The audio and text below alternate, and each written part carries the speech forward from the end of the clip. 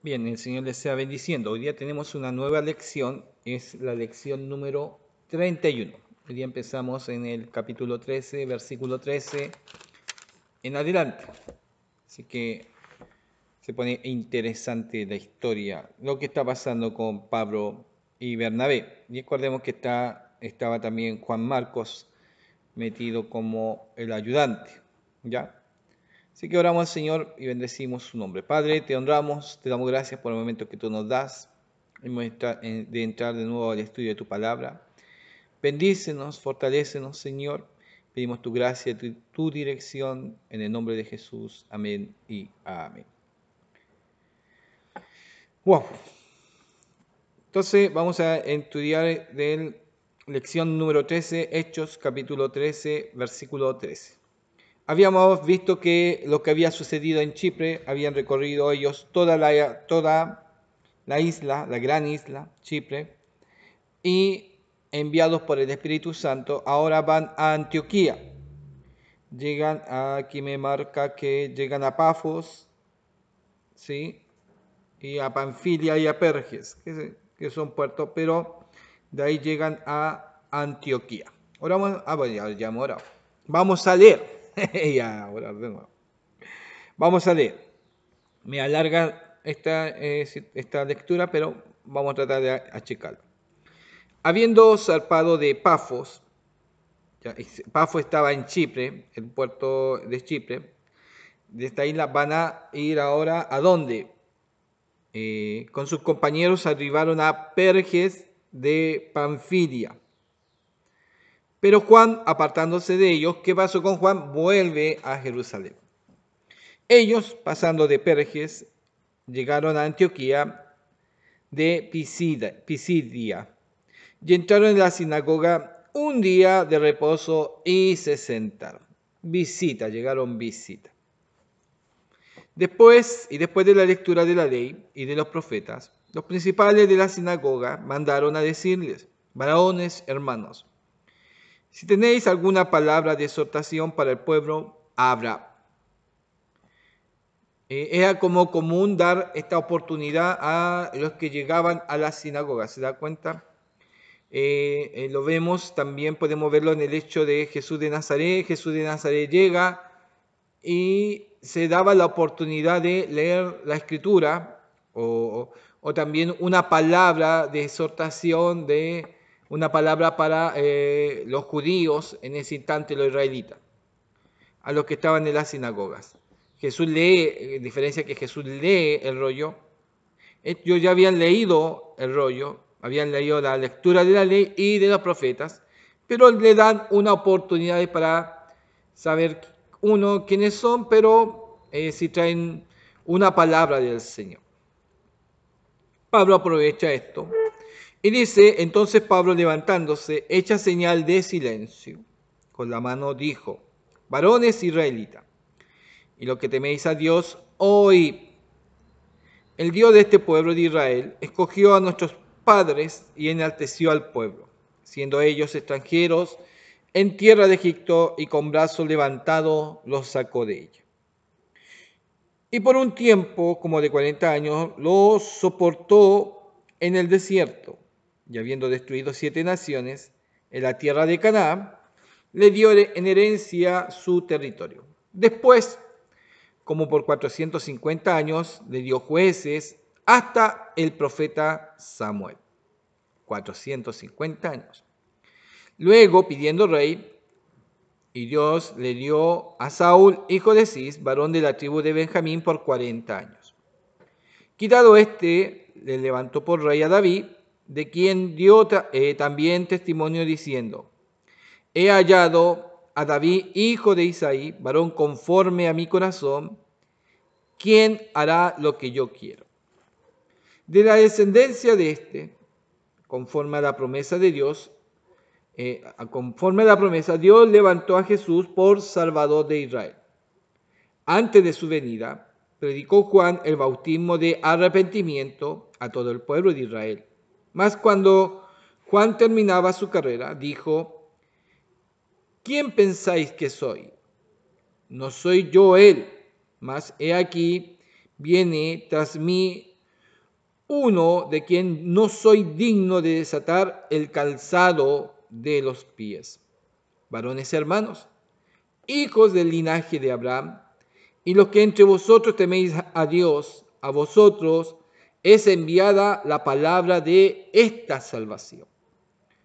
Porque los habitantes de Jerusalén y su gobernante, no conociendo a Jesús ni las palabras de los profetas que se leen todos los días de reposo, las cumplieron al condenarle. Y sin hallar en él causa digna de muerte, pidieron a Pilato que se le matase. Habiendo cumplido todas las cosas que de él estaban escritas, quitándolo del madero, lo pusieron en el sepulcro. Mas Dios le levantó de los muertos. Y él se apareció durante muchos días a los que habían subido juntamente con él de Galilea a Jerusalén, los cuales ahora son sus testigos ante el pueblo. Y nosotros también os anunciamos el evangelio de aquella promesa hecha a nuestros padres. Ahí voy a parar un poquito y voy a hablar un poquito de Antioquía. Después vamos a entrar al contexto que está marcando Pablo. Antioquía, la ayuda me marca, me dice, estaba localizada en la actual Turquía. Ya no es la misma ciudad que la Antioquía de Siria, desde donde Pablo había sido enviado. Las sinagogas judías eran foros abiertos y no resultaba extraño que los huéspedes hablaran y enseñaran allí. ¿Ya? Y más o menos esta lectura que empieza a dar Pablo es como algunas pinceladas que también marcó Pedro en el comienzo, ¿ya? Parten desde atrás, cómo se demarca la nación, cómo dio la guía, pero desde atrás ya viene la promesa de que va a venir el Mesías, ¿no es cierto? Entonces, ahí está. Antioquía, a ver, es bien clave, bien esencial. Si nosotros vemos el mapa y también vemos la iglesia que Jesús manda el mensaje a las 7 iglesias del Apocalipsis, muchas de aquellas iglesias están en estos lugares donde anduvo Pablo. Curioso. Lo otro, con referencia a Antioquía, cuando sucede la muerte de Esteban, la gente huye. Y muchos, dice en Hechos capítulo 11, versículo 19, ahora bien, los que habían sido esparcidos a causa de la persecución que hubo con motivo de Esteban, pasaron hasta Fenicia, Chipre y Antioquía, no hablando a nadie la palabra, sino solo a los judíos. Es decir, ya habían personas que creían en el mensaje de Jesús, ya creían en Cristo, el Salvador, de su muerte y resurrección, entendían la palabra. Y Pablo llega y es, ¿cómo se llama? Como llega más tenazmente, se encuentra con quizás ya semillas. Habían sido semillas plantadas. Y él viene y el Espíritu Santo empieza a dar un crecimiento a toda esa gente que en parte quizás ya habían escuchado del mensaje, otros quizás no lo habían escuchado, pero ya había una tierra germinada, o podemos decir ya había quizá un crecimiento, un mover espiritual en Antioquía. De aquellos que escaparon de la persecución, llegaron a Antioquía, y Pablo llega allá, llega con Bernabé, pero lo primero que se marca, que ellos llegan a la predicación, ¿a dónde? A la sinagoga, a los judíos. Ahí llegan con ellos. ¿Ah? Muchos quizás de ellos judíos, porque estaban en Jerusalén, creían en Jesús, pero igual iban a las sinagogas. Cuando ahora se encuentran con Pablo, y ahora van a recibir un rechazo, adelante vamos a ver el rechazo que tiene Pablo de los judíos, vamos a ver qué es lo que pasa con estos judíos cristianos, que ahora están encontrando el rechazo, pero ellos estaban yendo igual a la sinagoga, pero ahora van a tener que estar fuera o van a tener que formar lo que se llama iglesia. ¿Por qué? Porque los judíos no quieren estar con ellos. Bien, entonces iban en el 32, y nosotros también os anunciamos el evangelio de aquella promesa hecha a nuestros padres, la cual Dios ha cumplido a los hijos de ellos, a nosotros, resucitando a Jesús, como está escrito también en el Salmo 2. Mi hijo eres tú, yo te he engendrado hoy. Y en cuanto a que le levantó de los muertos, para nunca más volver a corrupción, lo dijo así: os daré las misericordias fieles de David. Por eso dice también en otro salmo: no permitirás que tu santo vea corrupción. Versículo 36. Porque a la verdad David, habiendo servido a su propia generación según la voluntad de Dios, durmió y fue reunido con sus padres y vio corrupción. Mas aquel a quien Dios levantó y no vio corrupción, sabe pues esto, varones hermanos, sabed pues esto, varones hermanos, que por medio de él se os anuncia perdón de pecados, y que de todos aquellos de que por la ley de Moisés no pudiste ser justificados, en él es justificado todo aquel que cree. Mirad pues, que no venga sobre vosotros lo que está dicho en los profetas. Mirad, oh menospreciadores, y asombraos y desapareced, porque yo hago una obra en vuestros días, obra que no creeréis, si alguien os la contare. Está listo la predicación, está listo el mensaje, la oportunidad. Yo creo que sea cuando dijeron, le dimos la oportunidad.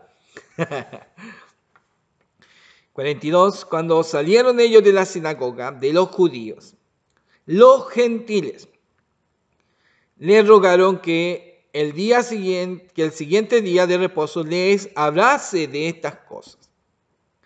Y despedida la congregación, muchos de los judíos y de los proselitos piadosos siguieron a Pablo y a Bernabé, quienes hablándoles le persuadían a que perseverasen en la gracia de Dios. Es decir, hay gente que mucho creyó, tanto gentiles como judíos, creyeron. Pero viendo los judíos la muchedumbre, se llenaron ¿de qué? De celos, y rebatían lo que Pablo decía, contradiciendo y blasfemando. Entonces Pablo y Bernabé, hablando con denuedo, dijeron: a vosotros a la verdad era necesario que os hablase primero la palabra de Dios, mas puesto que la desecháis y no os juzgáis digno de la vida eterna, he aquí nos volvemos ¿a dónde? A los gentiles. ¿Ustedes no quieren entender? ¿Ustedes no quieren escuchar? ¿Ustedes lo que decimos le buscan las 5 patas al gato? Ellos quieren escuchar. A los gentiles les vamos a predicar. A los gentiles les vamos a enseñar. Porque así nos ha mandado el Señor diciendo: te he puesto para luz de los gentiles. Te he puesto para luz de los gentiles, a fin de que seas para salvación hasta lo último de la tierra. Los gentiles, oyendo esto, se regocijaban y glorificaban la palabra del Señor, y creyendo todos los que estaban ordenados para vida eterna. Y la palabra del Señor se difundía por toda aquella provincia.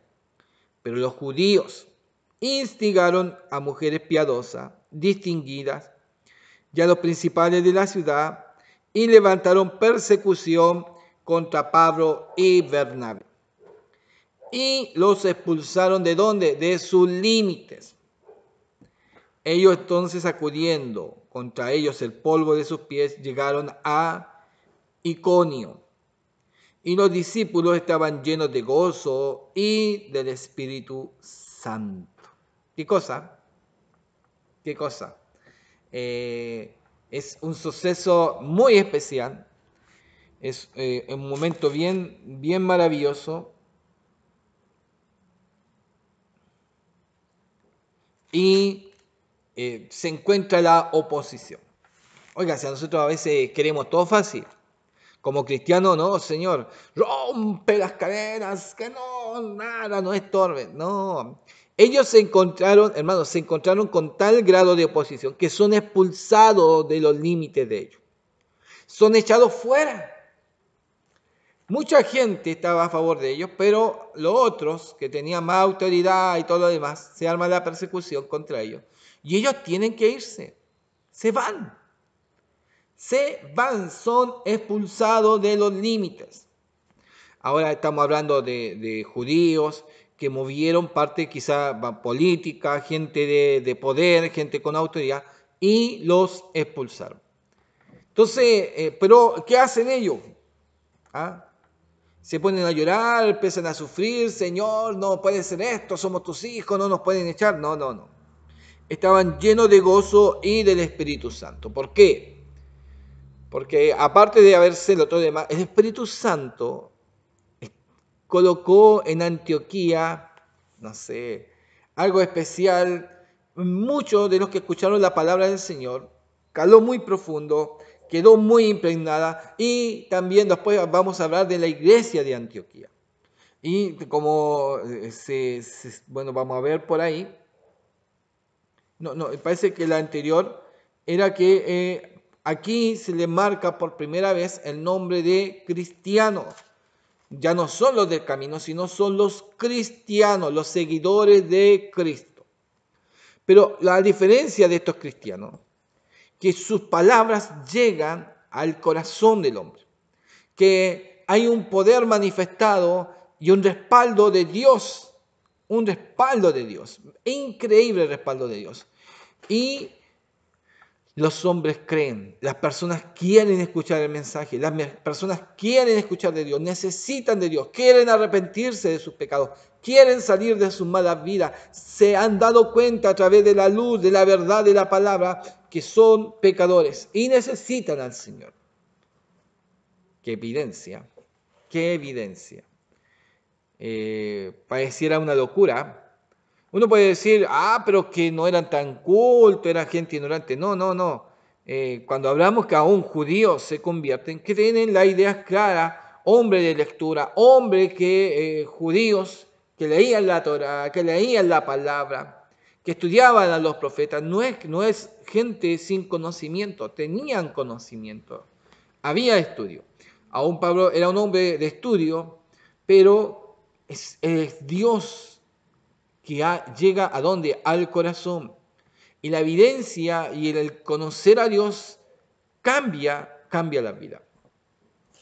Qué tan importante sería que en el tiempo actual predicáramos de tal forma y dejáramos que el Espíritu Santo llegara a la vida y convenciera a las personas. Él es el que convence de pecado, de juicio y de pecado. Es Dios. Pero a veces no lo dejamos. Tenemos nuestras ideas, tenemos nuestros planes, no queremos perder tiempo, no queremos hablar más. Y viene otro problema muy fuerte que tenemos. No estudiamos, no leemos la palabra. No estudiamos la palabra, no la leemos, entonces no hallamos qué decir y cualquiera nos dice cualquier palabra media rara y nos desarma. Y ahí está el problema. Y no dejamos menos, si no tenemos una lectura, si no tenemos una comunicación con Dios, menos hay una llenura del Espíritu Santo que nos permita llegar a la vida y a los corazones de las personas. Bueno, nosotros no llegamos ni a la vida ni a los corazones. Es Dios que usa nuestra vida y Él sabe cómo llegar. Curioso, es curioso Dios. Y tan curioso que uno dice, a mí me sorprende y a veces yo digo, no, me tocó una vez me tocó una vez hacer unos estudios. Yo recién me mandaban, estaba haciendo uno de los discipulados, pero teníamos libros y todo lo demás y visitas, pero llegué a una casa que tenía mucha necesidad, mucha necesidad. El esposo estaba en una situación de droga, problemas matrimoniales muy complicados, muy fuertes. Y estaba grave el asunto, muy grave. Yo llegaba y ellos estaban peleando, pues llegaba yo y como que se disimulaba, y leía la palabra y ¡pa!